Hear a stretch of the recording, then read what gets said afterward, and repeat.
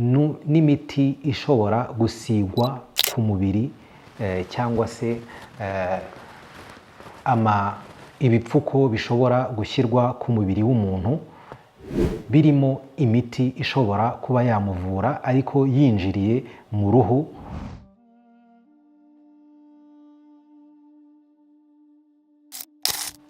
Assalamu alaikum wa rahmatullahi wa barakatuhu.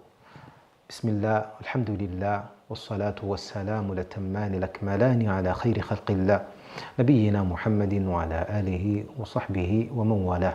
Ibadallah, bagaragu Allah subhanahu wa ta'ala, ishimwe ikuzo bikwiriye Allah subhanahu wa ta'ala, amahoro n'imigisha bisakare kuwasozereje umwana bahanuzi nabiyyina Muhammadin sallallahu alayhi wa sallam, nabiwe n'abasangira ngendo be n'abamukurikiye n'abazakomeza kumukurikira kuzageza ku munsi w'imperuka. Dusaba Allah subhanahu wa ta'ala ko twese yadushyira muri abo ngabo, Allahumma amin.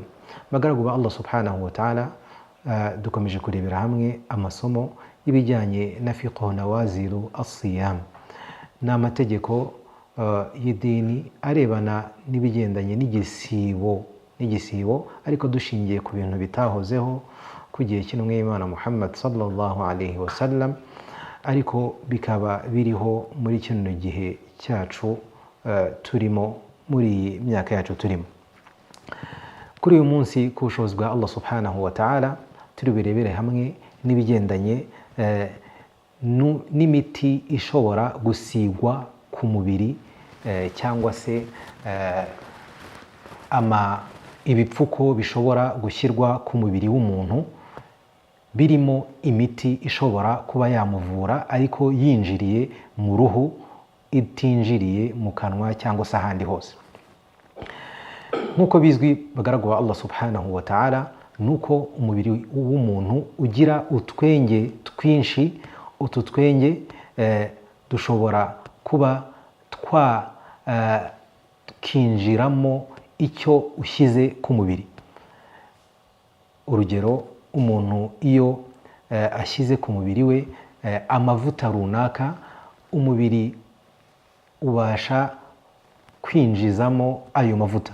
Nyuma y'igihe runaka, ayo mavuta asize ku mubiri yinjira anyuze muri twa twenge tuba ku mubiri w'umuntu, akinjira mu mubiri.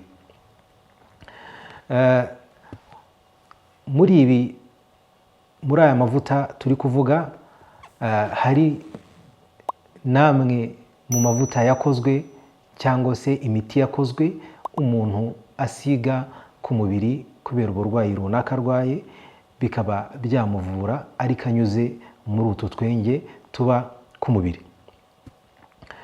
Hari n'ubwo ashyirwaho ibipfuko bishobora kuba birimo iyo miti, bikaba byakinjiza uwo muti mu mubiri.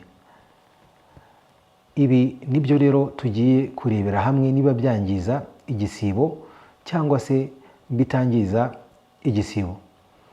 Niba rero tuvuga ko, nk'uko twabibonye mu masomo ya mbere, ko urushinge runyuze mu mubiri ndetse n'uruciye mu mutsi, twamaze kubona mu masomo yatambutse ko izo nshinge zitangiza igisibo cy'umuntu. Ni nk'uko rero imvugo twavuga kuri iyi miti isigwa ku mubiri yanyuze muri utu twenge twavuze, nayo nuko faqad ittakhadha majma'u al-fiqh al-islami qararan bil ijma' annaha la tuftir. Ihuriro ry'abamenyi ryiga ku bibazo bigendanye n'amategeko y'Islamu ryarateranye ryemeza yuko iyi miti umuntu ashobora gusiga ku mubiri kubera uburwayi runaka afite, kabone n'ubwo umubiri wakinjiramo iyo miti unyuze muri twa twenge twavuze, bavuze yuko itangiza igisibo. Ndetse n'abashakashatsi bamwe bavuze yuko abamenyi bemeranywa kuri iki kintu cy'uko iyi miti isigwa ku mubiri yinjira iciye muri tuno twenge, itaba impamvu yuko umuntu asiburuka ni ukuvuga ngo umwanzuro rero, iyi miti igihe umuntu yarwaye bakamuha pomade ari busige ku mubiri cyangwa se undi muti uwo ari wose asiga ku mubiri, cyangwa bakamubwira bati ipfuke kano gapfuko ahantu urwaye kari bwinjize umuti mu mubiri, icyo gihe ntabwo byangiza igisibo cye. Hadha wallahu a'lam wa sallallahu ala sayyidina Muhammadin wa ala alihi wa sahbihi wa sallim. Wassalamu alaikum wa rahmatullahi wa barakatuh.